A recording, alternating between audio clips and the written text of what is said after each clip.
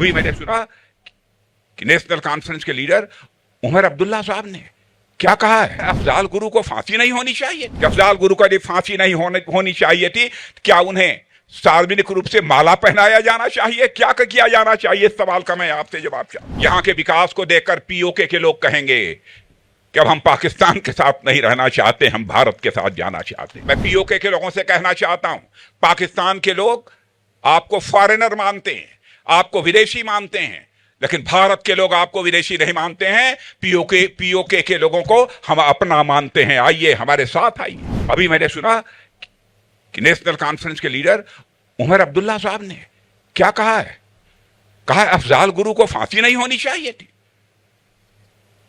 मैं पूछना चाहता हूं उमर अब्दुल्ला साहब से कि अफजाल गुरु को यदि फांसी नहीं होनी चाहिए थी, क्या उन्हें सार्वजनिक रूप से माला पहनाया जाना चाहिए? क्या किया जाना चाहिए? इस सवाल का मैं आपसे जवाब चाहता हूं। और ये लोग कहते हैं हम फिर से 370 को बहाल करेंगे। बहनों भाइयों, यहां पर 5 सालों में आपको जानकर खुशी होगी, शायद आंकड़ों की जानकारी आपको नहीं होगी। 40,000 की भर्तियां हम लोगों ने की है, 40,000 की भर्तियां की हैं। और हमारा एक बगल में पाक अधिकृत कश्मीर है, पीओके। क्या बतलाऊं मैं पीओके के बारे में? बहनों भाइयों, यहां भी सरकार बनाइए।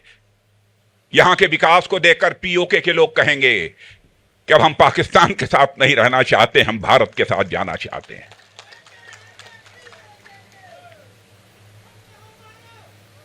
और मैं आपको यह जानकारी देना चाहता हूं, अभी हाल में ही एक हलफनामा कोर्ट में देते हुए वहां के एडिशनल सॉलिसिटर जनरल ने यह कहा कि पीओके ये फॉरेन लैंड है।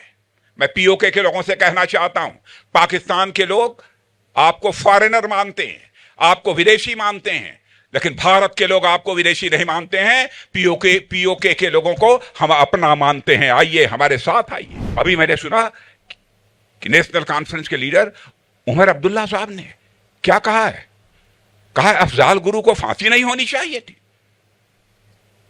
मैं पूछना चाहता हूं उमर अब्दुल्ला साहब से कि अफजाल गुरु को यदि फांसी नहीं होनी चाहिए थी, क्या उन्हें सार्वजनिक रूप से माला पहनाया जाना चाहिए? क्या किया जाना चाहिए? इस सवाल का मैं आपसे जवाब चाहता हूं।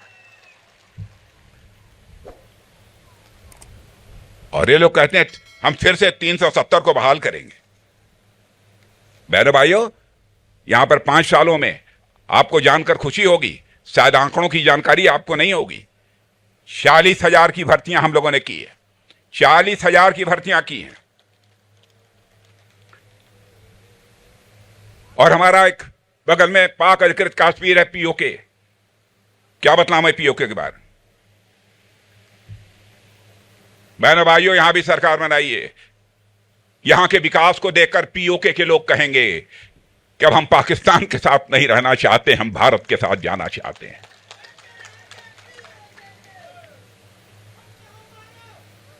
और मैं आपको यह जानकारी देना चाहता हूं, अभी हाल में ही एक हलफनामा कोर्ट में देते हुए वहां के एडिशनल सॉलिसिटर जनरल ने यह कहा कि पीओके ये फॉरेन लैंड है। मैं पीओके के लोगों से कहना चाहता हूं, पाकिस्तान के लोग आपको फॉरेनर मानते हैं, आपको विदेशी मानते हैं, लेकिन भारत के लोग आपको विदेशी नहीं मानते हैं। पीओके के लोगों को हम अपना मानते हैं। आइए हमारे साथ आइए।